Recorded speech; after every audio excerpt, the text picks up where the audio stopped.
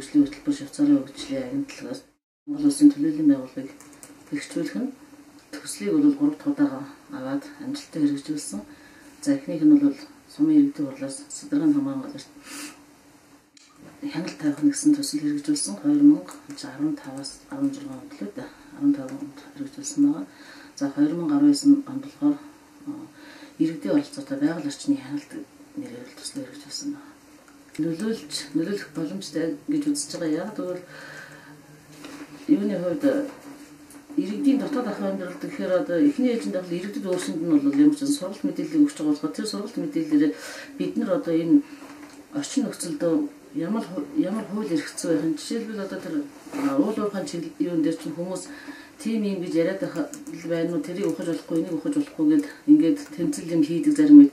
Тэгтэл эндээ бид нар энэ уул уурхайгаас орон нутаг тэр тухайн компани нийгмийн хариуцлагын хүрээнд яаж ажиллах вэ? Нийгмийн хариуцлагын хүрээнд компани хийж байгаа ажил нь бас иргэдэд тодорхой хэмжээний үр ашиг болж нөлөөлж байгаа гэж үзэж байгаа.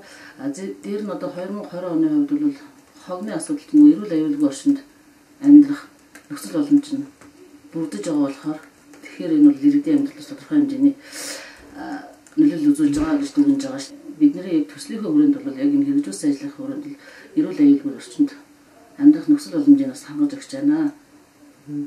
Тэгээд энэ маань иргэд төслөөс авч байгаа үр шим юм. Төслөөр яг бол манай хурлын төлөөлөгчд нарт бол нөгөө сургалт мэдээлэл өгдөг. Тийм учраас нөгөө төлөөлөгч нар маань бид нар ерөөсөө ажлын албанаас юм хууль эрхсэн сургалт гэдгээс гадна энэ төслийнхөө хүрээнд бас нэг арга барил нь өөрчлөгдсөн. Дээр нь одоо нөгөө сургалт мэдээлэл явуулснаар бид нар чинь тэр хүмүүсийн мэдлэг ийм хэмжээ нь бол дээшилж нэмэгдсэн байгаа. Ямар одоо журмаар хяналтаан тавих ёстой юм.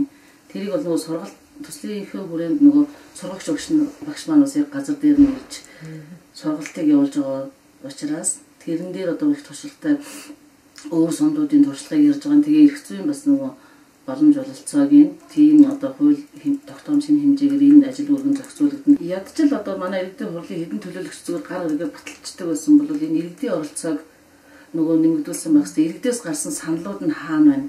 Тэндээс нөгөө хог хаягдлын хаяг болохоор эхлээд нөгөө үүсгэсэн одоо үүсгэгч нь би өөрөө хог үүсгэгч эсвэл аж ахуйн өөрөө үүсгэгч үүсгэснийхээ төлбөрийг гэтээ эхний ээлжинд болохоор жоохон багхал тогтоосон.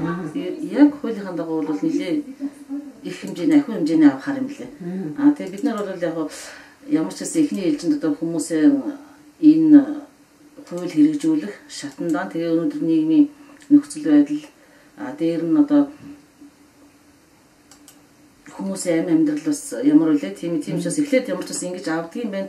Энийг ингэж хийснээр бид нар хог үүсгэснийхин төлөө төлбөрөө төлдөг юм байна гэдэг ойлголтыг бас иргэдэд мэдрүүлэх. Тэгээ малчтаа бас бол яг цөөн газраар яваад уулзсан.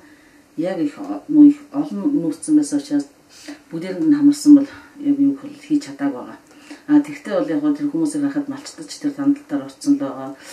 Өөрсдөө ч бас юу болсон лээ. Тэгээ бас тодорхой хэмжээгийн малчтын төлөвлөлийг бас оруулсан байгаа.